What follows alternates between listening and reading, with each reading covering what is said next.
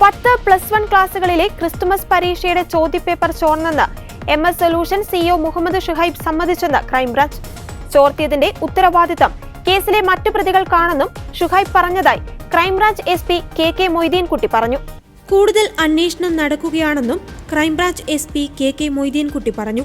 കേസിൽ മറ്റു പ്രതികൾ ഉണ്ടോയെന്നും മറ്റേതെങ്കിലും സ്ഥാപനങ്ങൾക്ക് പങ്കുണ്ടോയെന്നും പരിശോധിക്കും.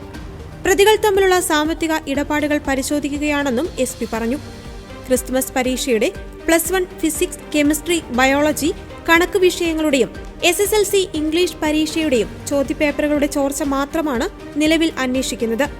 ഷുഹൈബിന്റെ ഫോണിലെ പല വിവരങ്ങളും ഡിലീറ്റ് ചെയ്തെന്ന് അന്വേഷണ സംഘം കണ്ടെത്തി. ഫോൺ ഫോറൻസിക് പരിശോധനയ്ക്ക് അയക്കും. അതിനിടെ 10ാം ക്ലാസ്സിലെ ഇംഗ്ലീഷ്, +1 ക്ലാസ്സിലെ കണക്ക് എന്നീ വിഷയങ്ങൾക്ക് പുറമെ 2024-25 10ാം ക്ലാസ് അർദ്ധവാർഷിക പരീക്ഷയുടെ ഇംഗ്ലീഷ്, സോഷ്യൽ സയൻസ് പേപ്പറും ചോർന്നുവെന്ന് പോലീസ് കണ്ടെത്തൽ പുറത്തുവന്നിരുന്നു. വിഷയത്തിൽ സാക്ഷികൾ ഇക്കാര്യം മൊഴി നൽകി. കേസിൽ ഗൂഢാലോചന നടന്നിട്ടുണ്ടെന്നും ഒരു കൂട്ടം പ്രതികളുടെ സഹായമുണ്ടെന്നും പോലീസ് വ്യക്തമാക്കിയിരുന്നു. ഷുഹൈബ് ചോദ്യം ചെയ്യലിനോട് പൂർണ്ണമായും സഹകരിക്കുന്നില്ലെന്നും അന്വേഷണ സംഘം അറിയിച്ചു. ഗൂഢാലോചന ആരോപണത്തിൽ തെളിവുകൾ നൽകിയില്ലെന്നും 11 മണിയോടെ താമരശ്ശേരി കോടതിയിൽ ഹാജരാക്കുമെന്നും പോലീസ് പറഞ്ഞു. കസ്റ്റഡി അപേക്ഷ ഇന്ന് തന്നെ നൽകുമെന്നും പോലീസ് അറിയിച്ചു. ഹൈക്കോടതി മുൻകൂർ ജാമ്യം നിഷേധിച്ചതിനാൽ ഇന്നലെ ഷുഹൈബ് ക്രൈംബ്രാഞ്ച് ഓഫീസിൽ കീഴടങ്ങുകയായിരുന്നു.